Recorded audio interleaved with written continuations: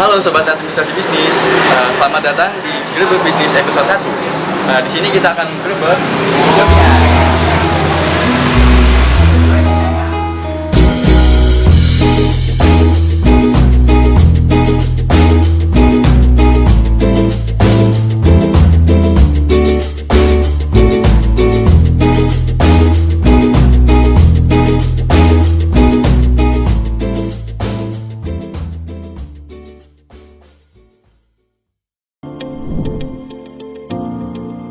Ya, halo Mas. Ya, sore Mbak. Kami dari Imam Bidulaya 3, di sini kita mau grebek bisnis. Ya, Mungkin kita mau ngobrol-ngobrol sedikit tentang silakan ngobrol-ngobrol.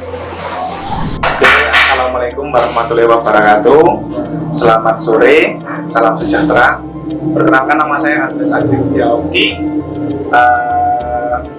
dari Yoliat, bergerak di bidang kerajinan kayu dan batu GRC. Berdiri sejak 2012.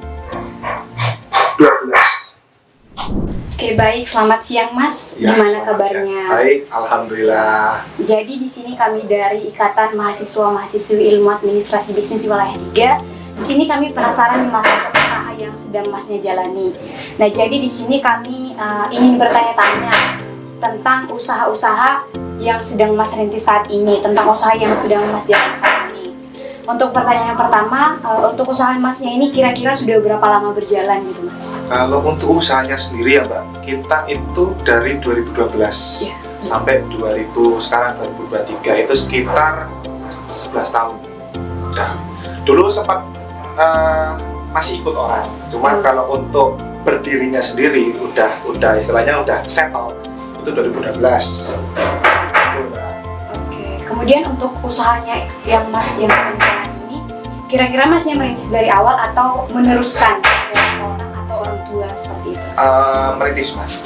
Oh iya. Merintis dari awal, soalnya kan ya balik lagi tadi itu pertama ikut orang udah tahu selanya di mana maaf, udah tahu selanya di mana, terus untuk pengirimannya seperti apa, dokumennya seperti apa, terus cari barangnya seperti apa dan lain sebagainya. Itu kita udah punya ilmunya, baru kita memberanikan diri untuk berdiri. Tuh. Kira-kira untuk sejarah awal terbentuknya usaha ini itu atas inspirasi dari mana mungkin Mas, atau dari dorongan siapa mungkin? Kalau inspirasi sih nggak ada sih Mbak sebenarnya Mbak. Cuman kalau untuk kita sendiri itu suka itu barang yang istilahnya natif itu enak.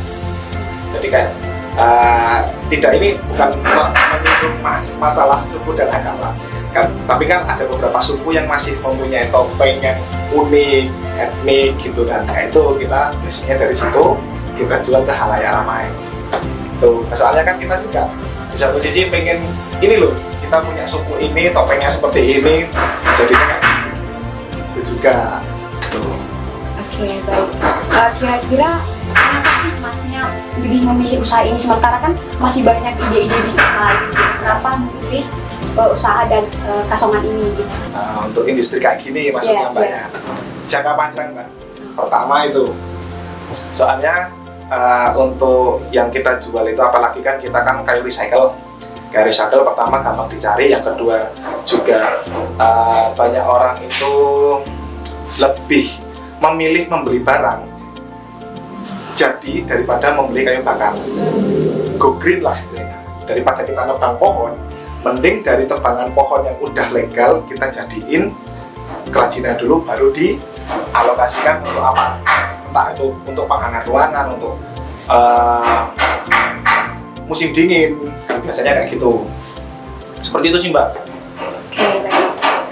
Tadi kan kami sebelum ke tempat ini, tadi kami kan banyak menemukan nih Mas bisnis yang serupa. Nah, kira-kira apa sih yang membedakan bisnis Masnya dengan bisnis yang serupa lainnya yang ada di sekitar sini? Terus apa yang membedakan seperti itu?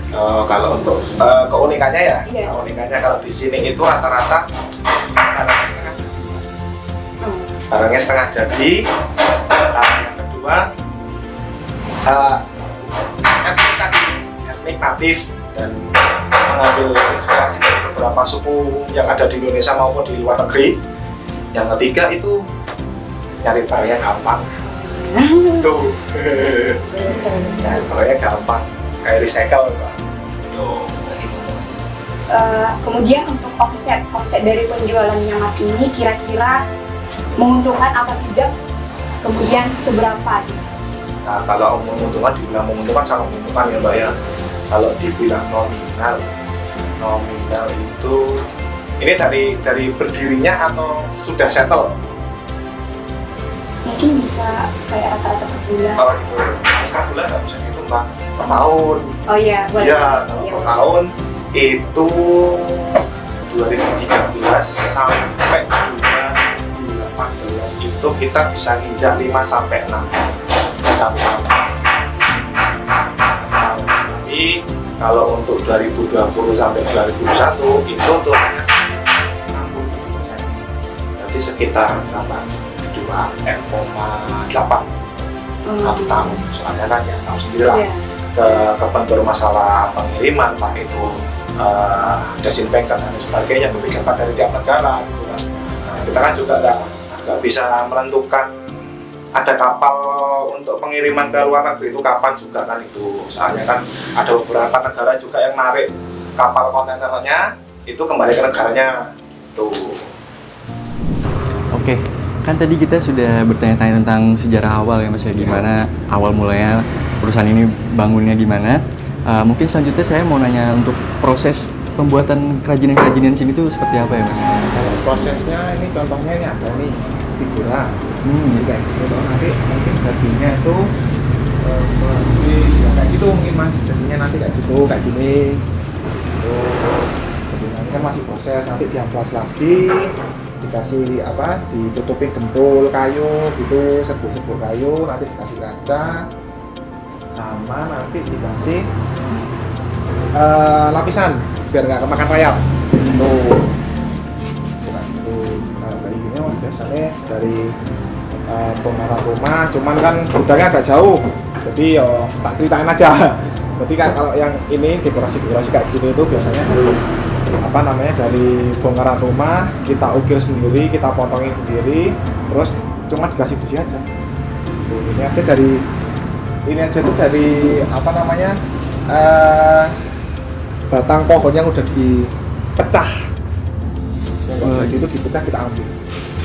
Kira-kira untuk satu produk seperti ini makan berapa waktu lama ya? Kalau satu itu nggak bisa diambil. Kalau satu sih kalau kayak gini aja, itu biasanya kalau dari gudang ke sini itu bisa 20 piece sehari 20 piece.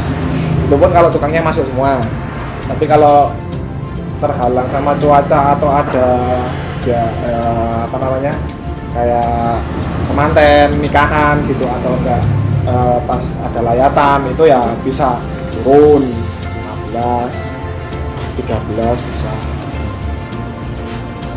Itu tergantung SDM juga sih Mas. Kalau SDM-nya masuk semua ya bisa cepet. Kalau beberapa ada yang nggak masuk gitu, ada beberapa orang-orang yang dibutuhkan nggak masuk, ya jadinya gitu. Ngebahas tentang awal mula membangun, terus prosesnya bagaimana. Kita mau jelas balik nih Mas tentang pandemi COVID kemarin. Kan kita sempat mengalami tuh usaha-usaha banyak yang menurun lah ya. Kalau dari usaha di sini sendiri itu bagaimana ya Mas? Turun Mas, omsetnya Mas 38%.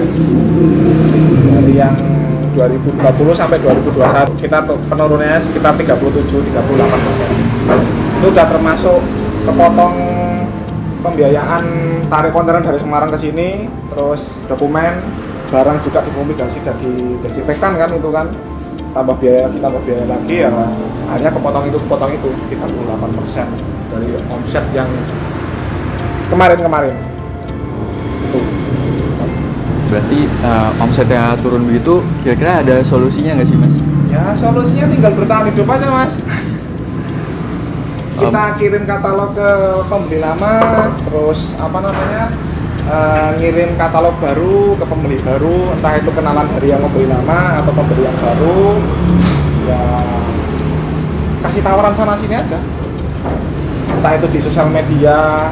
Kita kan ada beberapa akun sosial media, entah itu Instagram dan Alibaba ada, eBay juga ada untuk untuk ini wholesale sama retail itu ada. Alibaba, Amazon masih mau bikin. Itu aja sih Mas solusinya Mas.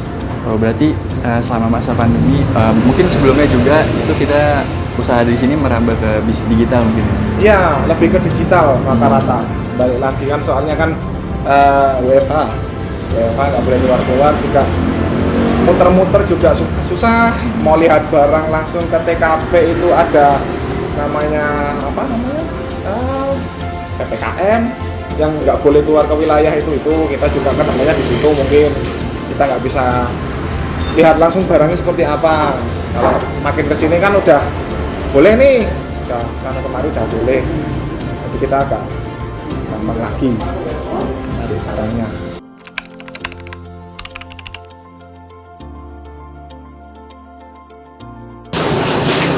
Ya Mas, untuk harapannya sendiri sih untuk pengusaha UMKM menengah ke bawah, khususnya untuk kita ini dibantu lagi, untuk pemerintahnya juga dimurahin dikit untuk pengirimannya, dibantu Pak. Itu aja sih Mas. Untuk harapannya lebih dikembangkan lagi usaha-usahanya. Masalahnya di Indonesia itu banyak orang-orang yang kreatif dan orang-orang yang mau berusaha. Oke teman-teman semua, jadi tadi kita sudah berbincang-bincang dengan Mas Andri dari Yoni Arts. Semoga video dari kami ini dapat menginspirasi semua dan mengedukasi teman-teman semua. Buat kalian yang masih penasaran dengan Yoni Arts, bisa cek langsung Instagramnya di sini ya. Oke, sekian video dari kami. See you next episode.